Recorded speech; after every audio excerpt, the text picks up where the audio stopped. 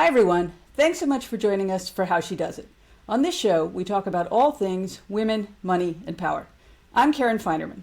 Music is ever present in my life, from my morning exercise till right before bed. And we all have a soundtrack of our lives, songs that transport us to a moment or an era. One note and you're right back there. But music is also a multi-billion-dollar business. So who runs this business? One of the most powerful, long-standing players in this business is our guest today. Jody Gerson is the CEO of Universal Music Publishing, the first woman ever to hold that position at a major music publisher, and she is chairwoman of its parent Universal Music Group, again, a first at a major music company. Since joining Universal in 2015, Gerson has truly transformed the company, which has now surpassed $2 billion in revenue. Despite so many of the biggest performers being women, Taylor Swift, Alicia Keys, Billie Eilish, Lana Del Rey, the list goes on, the industry itself has long suffered from a lack of women and diversity, not only on the talent side, but also on the executive side. Jody has played a major role in making the industry more inclusive for women.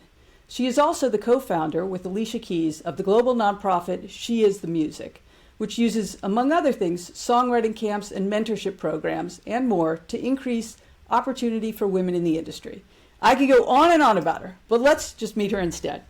Jody, welcome. Thank you, Karen. So good to see you. Thank you. So good to see you. Okay, first off, just tell us the difference between music publishing and the music business. Where do they overlap? Business, and then there's the record company and there's the publishing company. It's two different royalty streams. So when I like to think of a record company as representing the artist, the master recording. So every time you hear a recording of, let's say, Lana Del Rey, the label, right, controls that recording. The underlying right in that recording is a song.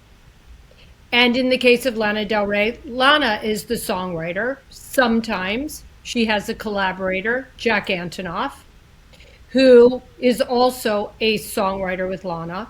We represent Lana and Jack as songwriters. So I guess the easy way to think about it is every time you hear a song, no matter what version that song is, whether it's a cover version of a song, whether that song was in a film, TV show, whether it's streamed, wherever you hear that song, the underlying song had to be licensed and paid for.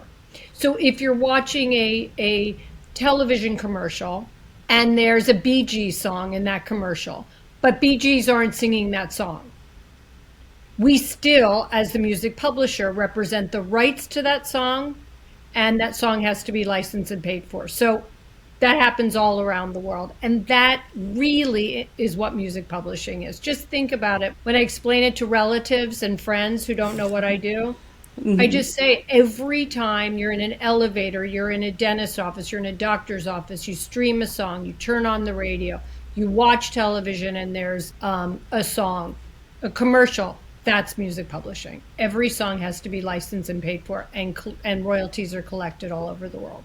So even at a concert where the artist is doing the artist's own material, is that both or that's publishing? No, it's different. In a live performance of a concert, interestingly enough, you get paid a performance royalty. We're going to get really complicated now. Think of ASCAP, BMI, CSAC, GMR. They collect public performance outside of America. In America, we don't have that right at the moment. Okay, so I understand that. All right, so it's interesting. We're catching you. We meet you now at this time. You are at the very pinnacle of this business. But tell us your backstory. Where did this all start? So I grew up in Philadelphia. My father and grandfather were in the nightclub business. So when I was growing up, I used to sit ringside it was like, imagine a Las Vegas style nightclub. In Philadelphia. It was actually in Cherry Hill, New Jersey. Oh, okay. We used to go across the bridge. Remember, you used to go across the bridge to get booze, I'm sure, when you were at Penn.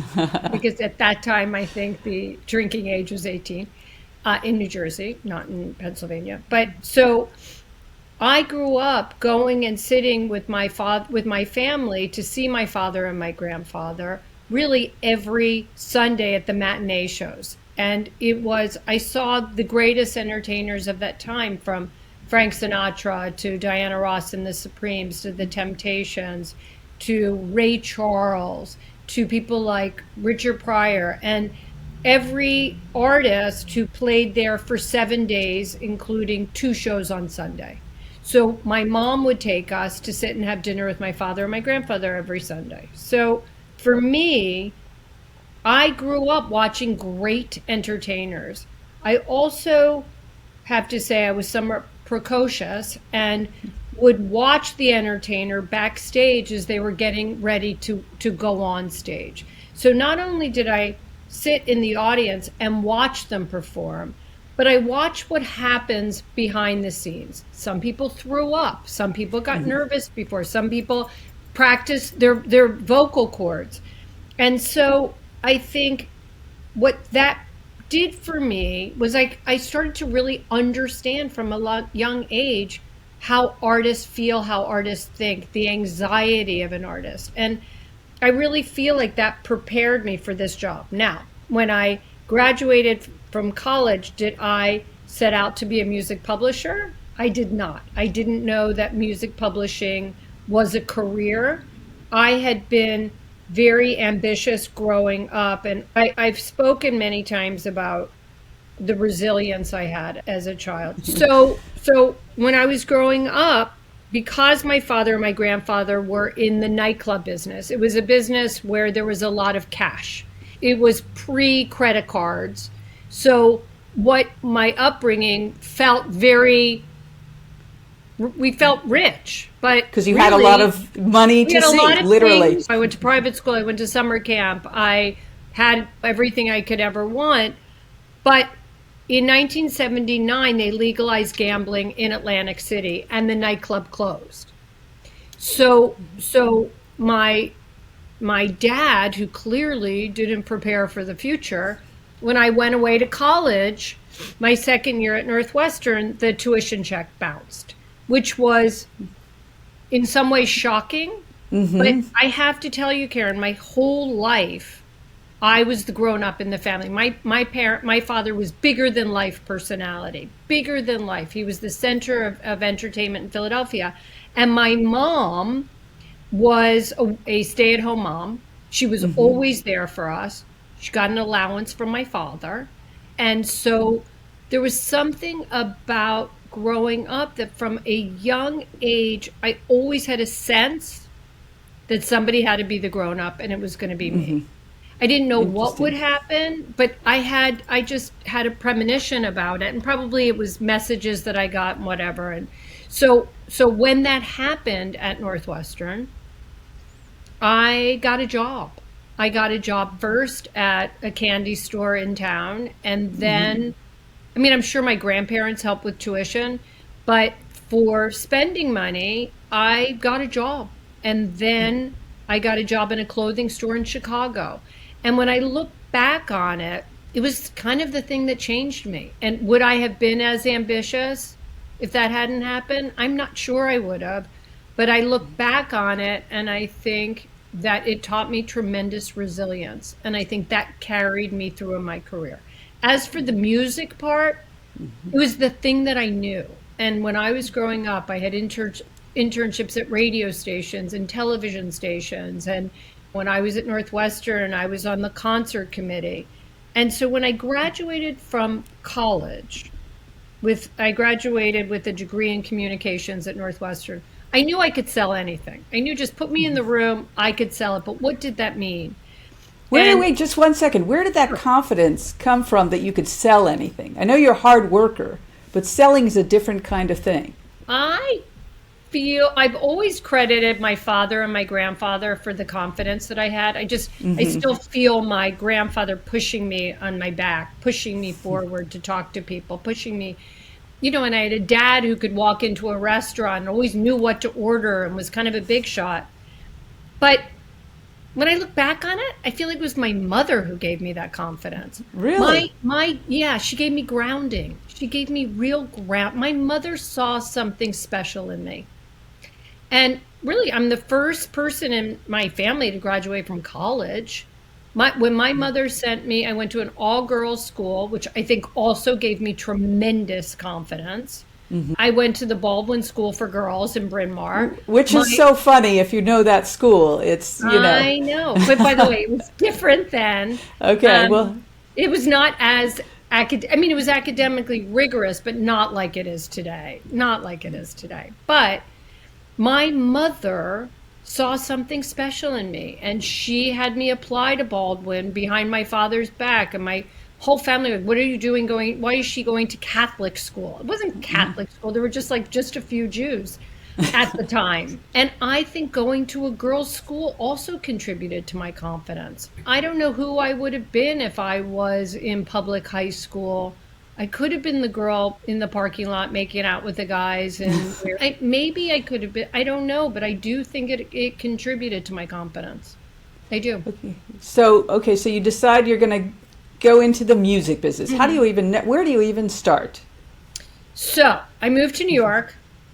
I live on your sister's couch on 87th and 3rd until she left me there. And then I built a wall and I got a roommate. And I just started meeting people and really networking. And I knew I wanted a job in the music business. I thought I wanted a job at the time at MTV. There wasn't a job. And again, when I talk about being able to sell anything, I would go around to record companies. And at the time, it's funny, at the time, the jobs for women in record companies were in publicity or promotion. And I didn't want to be in publicity. And promotion just felt icky to me. Women going to radio stations and trying to get men to play the music. That didn't feel right to me. And one day, funny enough, Steve Backer, who was a friend of Wendy's, who helped Wendy, he was the head of the college division at CBS Records. And when Wendy graduated from Penn, she used to go to Steve's office with a bunch of people, and they would make calls from his office. So when I graduated from school, I used to go to Steve's office and make calls. And one day Steve said, my friend from camp, I just had lunch with my friend from camp, and he has a job opening at Chapel Music, go meet him. And I didn't know what Chapel Music was, but I went and I got a job. And I remember at the time they offered me $15,000 a year. And I said, well, what about 17? And they said, what about 16? And I said, okay, 16.5, living in New York City. And that's how I got my first job. And it was my first job at Chapel Music I was the archivist. I Xeroxed lead sheets and lyric sheets for all of the old songwriters in New York. And I worked my way up from there, but I took an entry-level position in my Northwestern interview outfit, which quickly ended up in never saw the light of day again, I guess, in the music business. Yeah. But what I learned at Chapel was that my real talent was knowing what would be a hit song. Because in those days at Chapel, it was about songwriters and song pluggers who placed a song with a recording artist. Imagine Whitney Houston is making an album. Clive Davis is looking for songs to fill that album. And my job, really, I was an entry level as the archivist, and then the tape room job became available. And I combined both of those jobs, not with a raise, but I combined both of those jobs. And what I got out of that was I really learned, I listened to songs. I was able to identify the difference between a hit song and an okay song. Okay, what is that difference? It's just the thing. I think. Can you describe it, or you just feel it? I think we all feel it in a way. I just feel it earlier than you would. When you think about, you said in my intro, songs are the soundtrack of our lives. What was it about a song that you remembered, the song that you fell in love with your partner with? You remember the song that, was the big high school prom song. You remember certain songs and they become the soundtrack. I think simply it's about hearing a song and remembering it, remembering where you were when you first heard it. To me, I listen to songs and I listen to melody first. Can I hum that melody? And if I can, then I'll listen to the lyric. And I think the combination between a profound lyric and a great melody is what makes a hit song. Mm-hmm. And so that radar you have for that, I mean, so would you say that's the most critical thing you've had to propel you in this business? Yes, I think my ability to understand popular culture, my ability to understand artists and to respect their process and their art is really first and foremost the thing that I want to be remembered by. I've signed amazing songwriters and amazing artists, but I think the through line is that they make great music and that I was right. I made the right bet. When I signed Alicia Keys, it was different from when I signed Lady Gaga, and it was different from when I signed Harry Styles, and different from when I signed Lana Del Rey or SZA. But the through line is they have great music, but when you get to know an artist, they have to be the driver. My job is to support great talent. That's my job. Anytime I've signed an artist where I had more ambition for them than they had for themselves, it doesn't work. It's not just talent. So the first step is identifying that somebody can write great songs for my job. But the next thing is getting to know them and getting to know where they want to go in their career and how we can support them. And that's really what it comes down to. And I think Alicia Keys was 14 when I signed her, but she was so talented. I remember thinking, my God, there's an old jazz singer in your body. There was something you've lived before, because how can you create what you're creating at 14 and 15?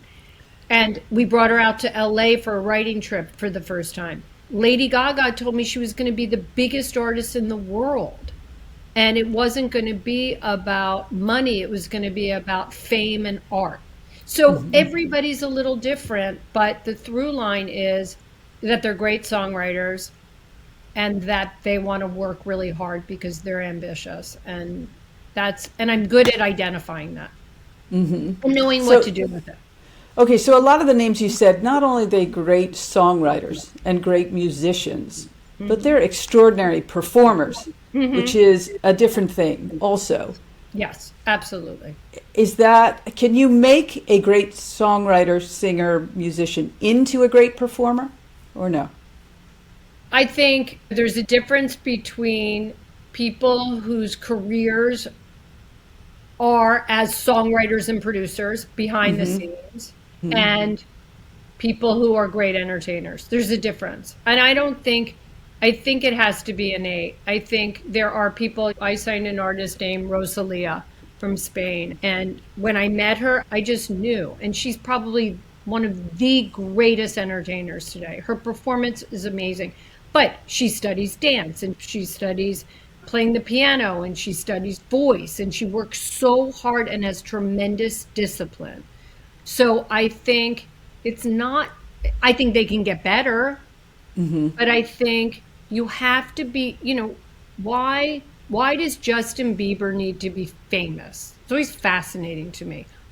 Why does he need it from himself? Yeah, why does he need it? I didn't grow up needing to be famous. I didn't need to be famous. I get nervous. I mean, I can speak publicly, but I couldn't sing and dance publicly. But what is that thing? And it's a difference between great artists and me. And I love it. I love it. I love I'm just so fascinated and respect people's differences. And, why can certain people get on a stage and love, look at Taylor Swift. She can get on stage and stand there with her arms wide, taking in all of the applause. I'd be covering up my chest and fiddling, and no, not me. Why? Like, what is that? And I It's think their it's fascinating. it's their energy, it's their oxygen, It's I their guess. oxygen. It's their oxygen. And I love it. I absolutely love it. I know seeing an extraordinary entertainer is just elevating's not quite the word, but I think it is elevating. I uh-huh. do think it's elevating. I think that there's nothing like it, and it's thrilling. And I think that hearing music through your computer and watching TikTok or YouTube Shorts or any of that is fine. It's a taste. But going to a live event, people didn't know during the pandemic that live music would come back as strong as it did. People want to experience live music together.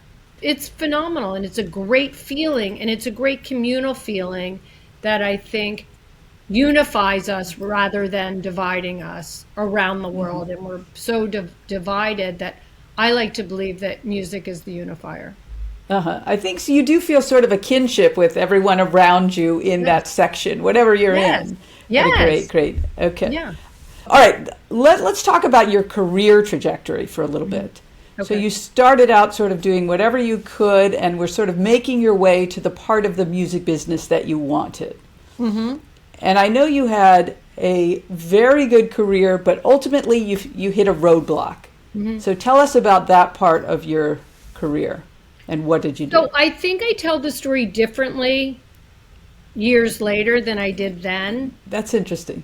So I worked for Marty Bandier pretty much the entirety of my career up until I was 50.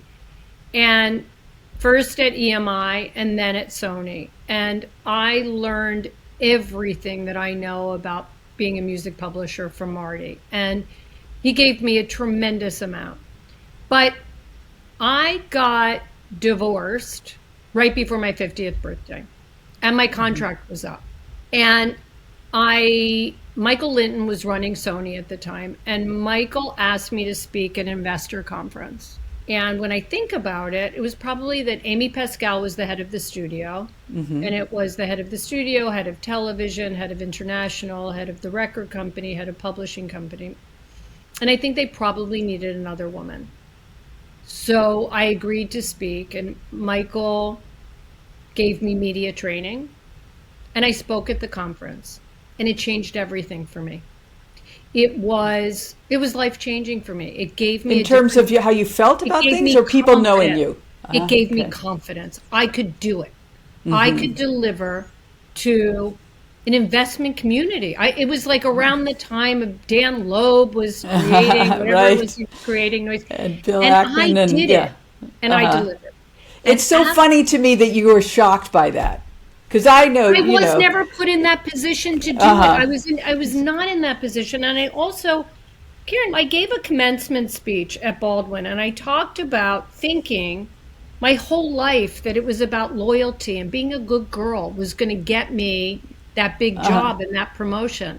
And so making my boss look good and doing all the right things was going to get me there. And so you asked me about the experience with Marty. Here's what happened. I spoke at that investor conference. I developed a newfound confidence that was just bigger. I was getting divorced, and I found my power. I think I realized that path of being the good girl, being the good wife, doing all those things, I had to change. And I found a new sense. So my deal was coming up, and I asked Marty if I would be his successor when he stepped down. And he said no. And the reason I say I tell the story differently now is that it wasn't personal. It was more about him not being done. And what it did for me, the way I interpret it, was, well, wait a second. This is the message. I need to leave. And I went out, and Lucien Grange offered me the job as chairman of Universal. And I think that in that process, all of the questions and insecurities I had, like, how am I going to do this with 3 children at home and being, somewhat of a single mom? how am I going to do this if I fully don't, I came from A&R, which is the creative part of the business. What if I don't understand how royalties are set up in India or China or Africa or Germany? What will I do? And I forced myself through the insecurity, the stuff that I had believed my whole career, which was don't make waves, make sure the man is stronger than you, prop him up. That it was my time. And I took the job feeling those insecurities, but feeling a greater sense of responsibility for other women in the business. My whole career, I was like, wait a second, I'm better than that guy. Why did he get that job? And people used to say all the time, Karen, she's not leaving him, including Lucian. She's not leaving him. She's so loyal to him. And I think that was true for a really long time. Well, I mean, that is such a great point that you bring up. And there's something that men do. We used to have guys come on our show and they would just pound the table. The market's going to do this or that. And I would think, wow, he really does know. And then it occurred to me, nobody knows. But he just acts like he does. And then I realized, you know what? That's not so dumb. No, and it's not. We don't want to do that. Women don't want to do that. And it's really to our disservice. It is to our disservice. And many of us, I didn't have an example in my mom. My mom did other amazing things. But my mother was a good wife and a good mother. How would I have modeled any other behavior in a corporate environment? I didn't know from it. And also at the time, there weren't women who helped me. And so I think I left because I had to. So I left Sony. I gave notice. I had 4 months. And in those 4 months, I'd been single for 2.5 years. I met Gavin Pallone, who I know you know. And there was something else that I was open to that I was never open to before, or that I had never experienced, which was a partner who pushes me, who says, wait a second. You don't need to be emotional about that. You don't need to apologize for that. You have what it takes. And so I think he gave me even more confidence and ability. Now, I came to Universal. The company was a little less than $800 million in revenue. And 9 years later, it's in excess of $2 billion in revenue. So I know what I'm doing. And I think that all of the things that led me here in terms of management style, I think it's the key to my success is not just my ability to spot talent. That's part of it. And to make people believe I know what to do with their careers. It's that I very strategically put together an incredible management team of people who I believe in, who I trust. I don't micromanage. I don't have an excessive amount of direct reports. I'm running a global business. I am in charge of China. I am in charge of India. And the way to manage it is to have people around me who I really trust, who are experts. And I think that what I've learned is that I can take in information from other people and I'm decisive. I make really good decisions. So I think the other big thing that I'm really proud of is that I run a business with real integrity. Our systems, our royalty systems around the world are transparent. When I first came to the company, they had the ability to be transparent. You hear so much stuff about the music business not being a transparent business. Ours is transparent. And when I came to the company, already had integrity. It just didn't have a winning mindset. It just wasn't a winning company. It was ranked 4th, sometimes 3rd, sometimes 4th among the majors. And I really had to kind of give the company around the world a pep talk. I like being number one. That was my goal of being number one in market share, number one in revenue. And we'll be there. We will be there in time. And it's because we were very strategic in not only signing artists, but also signing film companies. We administer Warner Brothers Pictures and television. We administer Universal Television and NBC. So it's not just artists, it's great companies who have amazing music catalogs. So, I'm really proud of that. So you've talked a lot in the past about hiring great people. What is it that you look for in the business people, and what do you look for in those who are signing talent? So they're different skill sets, but in terms of whether it's my CFO, my global CFO, who came originally from Holland, and he was in finance in Holland. They had moved him to the States many years ago, and he was the US CFO. So when my global CFO left, we promoted JW Beekman to my global CFO, and he is really tremendous, and I trust him. And then I have a COO, Mark Savino, and there's a balance. There's a real balance. And now, obviously, we're a public company. I rely much more on my CFO. But I don't have to know everything. I have to be secure enough in what I know to surround myself with people who know something I don't know. And I think I look at spreadsheets and I'm like, I have to really concentrate on them. And I have to have people around me who, I didn't go to business school, but I have a sense. I have a real gut sense. Plus, being truly informed by great finance people, I make the right decision. I hired my COO when I came to Universal Publishing because he had come from a record company. Mark Cimino came from Warner Brothers. And in order to be a great partner to my record company, I needed somebody who understood them. Because I've been a music publisher my whole career. So I think it's about hiring people you can trust, hiring people who are good communicators, and making sure they believe that I'm invested in their success. I will never hold anybody back, ever. I will never do that. And I've also created a community at the company of people who want to see each other succeed. I don't adhere to the management style of pitting people against each other, which is very popular in my business and in other businesses. In terms of A&R people, it's the more success you've had, the more confidence I have in supporting who people want to sign. But things are different. When I first got into music publishing, when you're into the music business, you sign people based truly on gut. Now you have data that shows you if they're really having success. And so I still, a lot of people during the pandemic were signing artists based on their followership on YouTube or on Instagram or on TikTok. And they lost a lot because what those platforms don't inform you of is that person a star.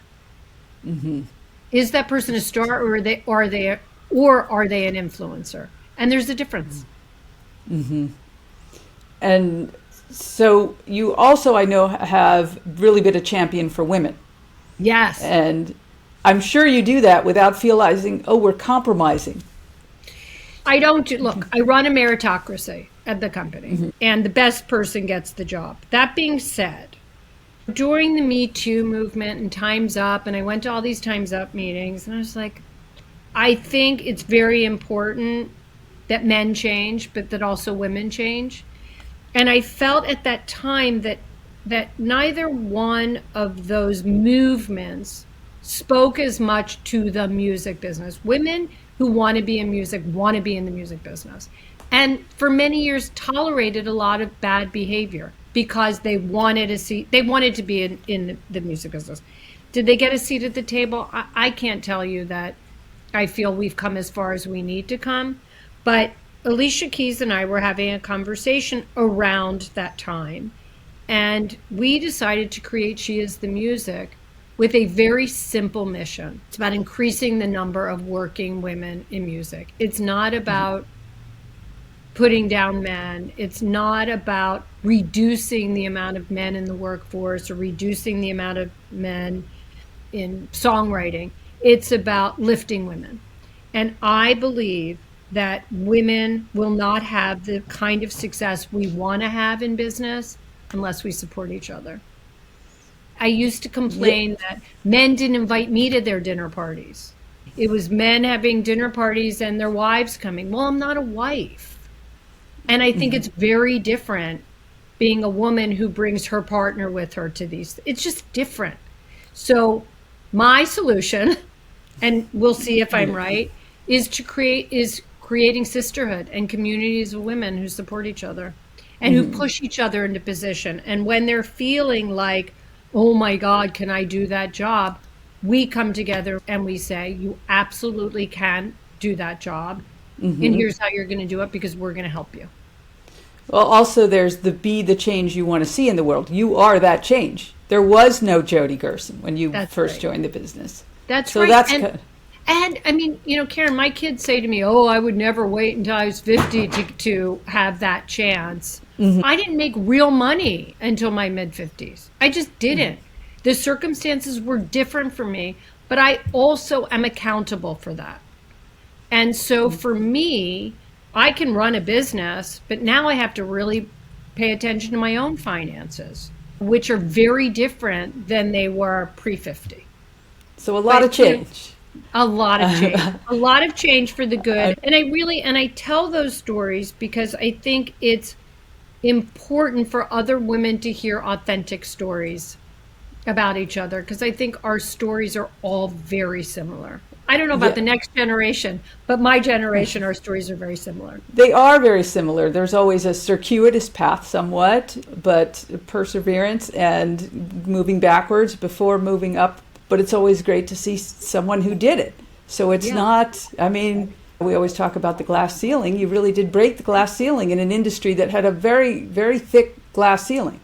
No question. And the other thing is, I took this job as me.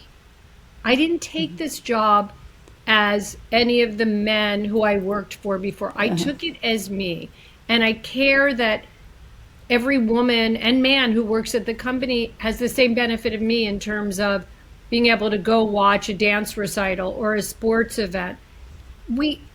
I think the pandemic changed that, certainly, about how people work. But even before that, I thought it was important that people find the right balance in their lives. And we devote so much to our jobs, and I'm very much defined by this job. But at the same time, everybody else should have the same ability as I do to be with your family when you need to be with your family.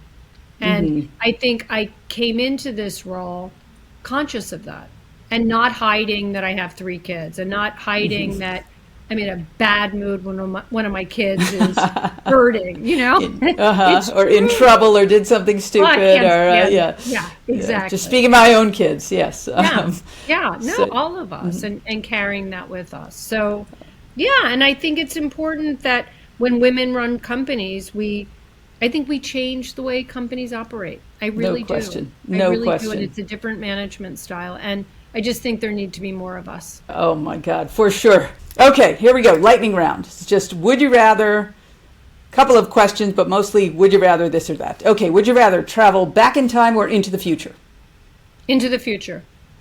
Classical or heavy metal? Classical. Pop or rap? Pop. Country or techno? Country. Okay, if you only have one musical artist to listen to and you're stranded on an island, who would it be? Oh, I can't answer that question. Okay. These people whose feelings have hurt. All right. Grammys or Rock and Roll Hall of Fame? Rock and Roll Hall of Fame. Why? Because I think it's important to pay homage to the past. Okay. Excellent answer. Jeans or black tie? Jeans. Okay. Would you rather watch a 6-part series or a feature film? Lately, 6-part series. Okay. Would you rather help a woman attend college or help a woman get a job?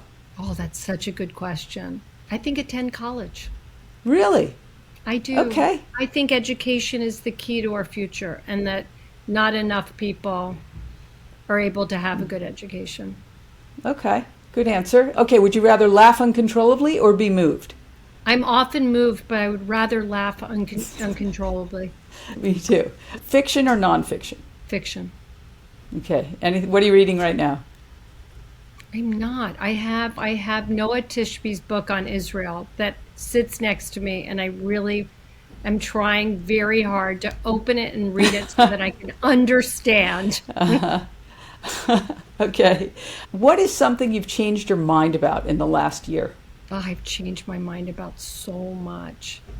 Um, I feel like I've changed my mind about being not afraid of what the future holds.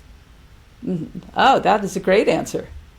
Okay. I'm trying not to be afraid. I'm trying to. Okay. Okay. All right. How did you do that? I'm trying to be present, and I'm trying not to be anxious, and I'm trying to be hopeful that democracy will prevail. And I'm just trying to be hopeful, because what's the sense of anticipating and having horrible anxiety about the future? When you can't Maybe control good a will lot of happen it. if you can't control Right. it. And really, really trying to give up the things I can't control. Okay. All right. What is the best investment you've ever made and the worst? And it's a broad definition of investment. Anything you I want. think the worst investment is that when I didn't know what I was talking about or understanding things, investing in certain funds that made no sense, but I thought I'd be like the cool girl in the room because I was invited to join it. And I think the Okay. best investments are yet to be made because I now have knowledge and I'm learning. But I will say one thing, I would continue to invest in music. I still believe in the future of music and in all of its forms. And I am very much a believer in its future. All right. So just what would be the advice you would have to young women looking to start a career in music? Find a network of other women who will support you, who will open doors for you, and who will encourage you. Excellent. All right. Where can our listeners find you? They can find me through UMPG's Instagram. Okay. Thank you. Thank you so much, Jody. I'm really thrilled that you asked me to do this.